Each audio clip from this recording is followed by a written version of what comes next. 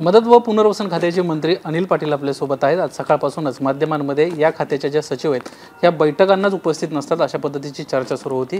नेमका काय प्रकार आहे हे थेट मंत्र्यांकडून जाणून घेणार आहोत, त्यांच्याशी बातचीत करणार आहोत। सर, खरं तर पावसाळा सुरू झालेला आहे, तुमच्या खात्याच्या अनेक महत्त्वाच्या बैठका सध्या पार पडत आहेत, मात्र आपल्या खात्याचे जे मुख्य सचिव आहेत त्याच बैठकांना गैरहजर असतात आणि यामुळे कुठेतरी कामामध्ये अडचणी निर्माण होत आहेत अशा पद्धतीची आज सकाळपासून बातमी चर्चेत आहे।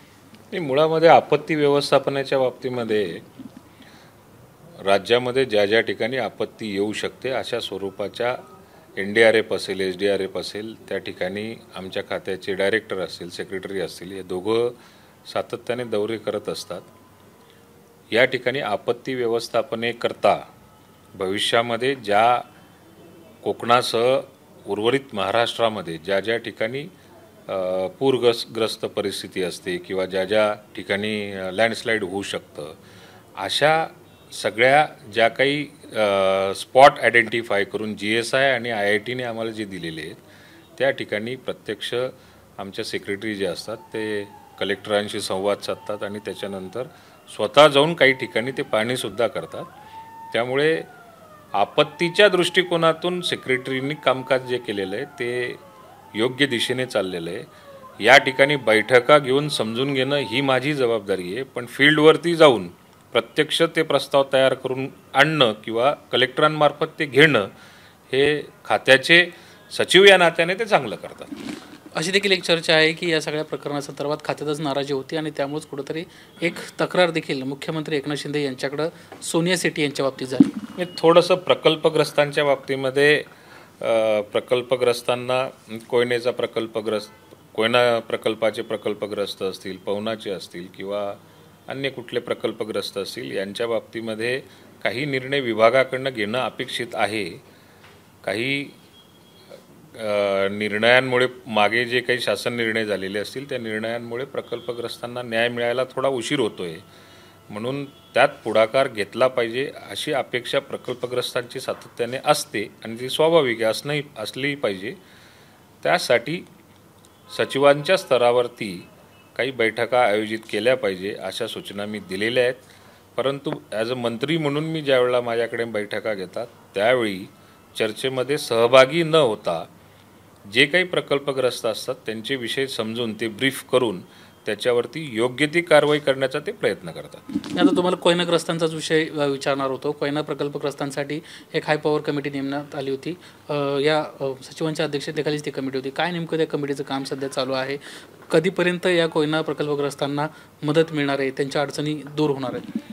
एक कोयनेच्या बाबतीमध्ये मी अनेक बैठका घेतलेल्या आहेत आणि कोयनेचा अनेक वर्षापासून प्रकल्पग्रस्तांचा असलेला जो आत्तापर्यंत असलेल्या त्यांच्या अडचणी ज्या असतील त्या सोडवण्याकरता राज्याचे मुख्यमंत्री आणि राज्याचे दोन्ही उपमुख्यमंत्री सातत्याने आग्रही असतात की कुठल्याही परिस्थितीत कोयनेचे प्रश्न जे ते मार्गी लावले पाहिजे। या बाबतीमध्ये अडचण अशी आली की हायकोर्टाने एक समिती स्थापन करण्याकरता सूचित केलेलं आहे, हाय पॉवर कमिटी। त्या हाय पॉवर कमिटीने कोयनेमध्ये जे काही आत्तापर्यंत प्रकल्पग्रस्तांना वितरण झालेलं आहे, जमिनीचं वितरण झालेलं आहे, त्या जमिनीच्या वितरणामध्ये कुठेतरी त्यांना थोडंसं चुकीचं झाल्यासारखं वाटतं। त्याच्यामुळे एक हाय पॉवर कमिटी नेमली, ते आमच्या सचिव म्हणजे सोनिया शेट्टी जे आहेत आमच्या विभागाच्या सचिव त्यांच्याच अध्यक्षतेखाली ती कमिटी नेमलेली आहे। गेल्या 6-7 महिन्यापासून त्या प्रयत्न करत आहेत। आज हाय पॉवर कमिटीचा अहवाल जो आहे तो हाय पॉवर कमिटीने कोर्टाला सबमिट करणं अपेक्षित आहे। त्याच्यावर कामकाज त्या सातत्याने आयुक्त आणि जिल्हाधिकाऱ्यांशी चर्चा करून त्याच्यावरती काम सुरू आहे। मला असं वाटतं की पुढल्या महिन्यामध्ये तो अहवाल सेक्रेटरींकडून हायकोर्टाला सबमिट होईल। काही राजकीय प्रश्न आहेत। मनोज जरांगे पाटील यांना आता एक राजकीय भूमिका घेताना जर मराठा समाजाला आरक्षण मिळणार नसेल तर तब्बल 127 ठिकाणी आम्ही विधानसभेचे उमेदवार उभे करू अशा पद्धतीची आता भूमिका घेतली। कोणी? मनोज जरांगे। हे बघा, मराठा समाजाला आरक्षण मुळामध्ये या सरकारने राज्याचे प्रमुख या नात्याने मुख्यमंत्री महोदयांनी दिलेलं आहे। मराठा समाजाला जास्तीत जास्त न्याय मिळावा ही भूमिका राज्यातल्या प्रत्येक आमदाराची आपण सगळ्यांनी बघितलेली आहे। त्यांनी निवडणुकीमध्ये 288 उभे करावे किंवा 188 उभे करावे हा त्यांचा वैयक्तिक प्रश्न आहे किंवा त्यांच्या मर्जीचा प्रश्न आहे. परंतु मराठा समाजाला प्रत्येक आमदाराचं किंवा प्रत्येक मंत्रिमंडळाच्या मंत्र्यांचं किंवा राज्याच्या प्रमुखांचं त्यांना मराठा समाजाच्या पाठीमागे उभं राहण्यासाठी सातत्याने आत्तापर्यंत विचार झालेला आहे आणि भविष्यात सुद्धा तो होणार आहे. निवडणुकीमध्ये कोणाला उभं राहायचं नाही उभं राहायचं तो त्यांचा प्रश्न आहे. ऑर्गनायझरमधून छापून आलेला लेख असेल किंवा अण्णा हजारेंना अजित पवारांविरोधात घेतलेली भूमिका असेल, अशा पाठोपाठ एकामागोमाग एक ज्या घटना घडत आहेत, या घटनांच्या अनुषंगानं बोलताना रोहित पवारांना असं म्हटलं आहे की दिल्लीतल्या चाणक्यांना कुठंतरी ठरवलं आहे की अजित पवारांना वेगळं पाडायचं आणि कुठंतरी आगामी विधानसभेला सामोरे जायचं. मुळामध्ये दिल्लीतले चाणक्य आहेत की पक्ष बळकवण्याच्या दृष्टिकोनातून स्वतः रोहित पवारच हे चाणक्य समजतायत हा संशोधनाचा विषय आहे. मुळामध्ये भारतीय जनता पार्टी आणि शिवसेनेबरोबर सत्तेमध्ये आम्ही सगळे सहभागी झाल्यानंतर केंद्राच्या किंवा राज्याच्या नेतृत्वामध्ये आम्हाला असं कधी जाणवलं नाही आजपर्यंत की त्यांनी आम्हाला वेगळं पाडायची भूमिका ठेवलेली आहे किंवा वेगळं ठेवण्याची भूमिका केलेली आहे. सातत्याने सन्मानपूर्वकच त्यांनी वागणूक दिलेली आहे. त्यामुळे रोहित पवार काय म्हणतात याच्यापेक्षा त्यांना चाणक्य म्हणून मला कसं पुढे प्रोजेक्ट करता येईल हा त्याच्यात फक्त मला हेतू दिसतोय, बाकी दुसरा काही नाही. शरद पवार सध्या बारामतीतल्या वेगवेगळ्या गावांमध्ये दौरे करतायत आणि सातत्यानं त्यांनी भूमिका घेतलेली आहे की आता आपल्याला सरकार बदलायचं आहे, 2-3 महिने थांबा, आपल्याला सरकार बदलायचं नाही. पवार साहेब असे तसे त्यांच्यावर मी बोलण्या इतका काही मोठा नाही. ते राज्यामध्ये दौरे करू शकतात, देशामध्ये दौरा करू शकतात, पण एकंदरीत एनडी आघाडीने फार प्रयत्न केले सरकार बदलवण्याचे. त्यात पवारसाहेबही त्याच्यात सहभागी होते, पण सरकार काही बदललं नाही. शेवटी नरेंद्र मोदी साहेबच देशाचे पंतप्रधान झालेले आपण सगळ्यांनी बघितलेलं आहे. भविष्यात सुद्धा हेच होणार आहे की महाराष्ट्रामध्ये महायुतीचंच सरकार या ठिकाणी आपल्याला बघायला मिळेल. शरद पवारांसमोर आजच मोठमोठ्यानं घोषणा देण्यात आल्या की योगेंद्र पवारांना बारामतीतून आमदार करा, आम्हाला बारामतीचा दादा बदलायचा आहे. मुळामध्ये राज्यातली कुठलीच निवडणूक बिनविरोध होणार नाही आहे.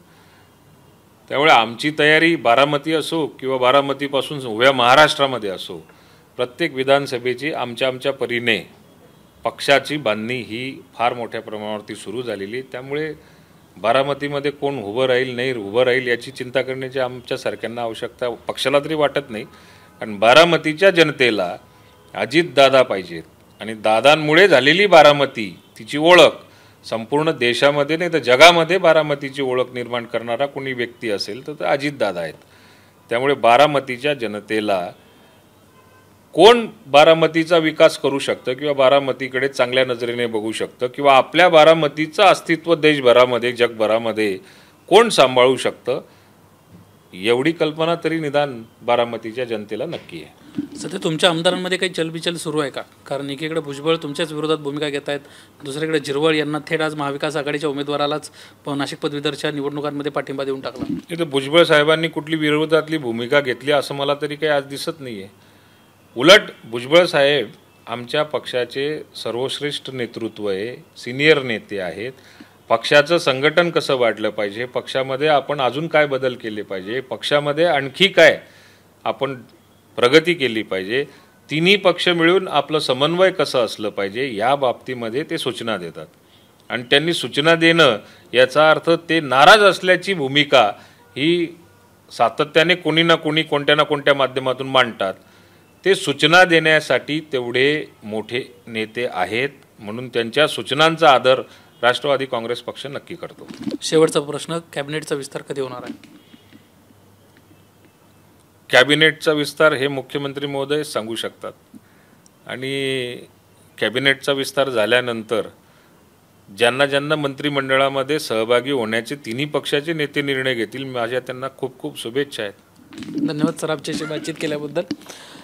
कॅमेरामन गजानन बाळापूरकरसह निलेश बुधावले, एबीपी माझा, मुंबई. एबीपी माझा, उघडा डोळे बघा नीट.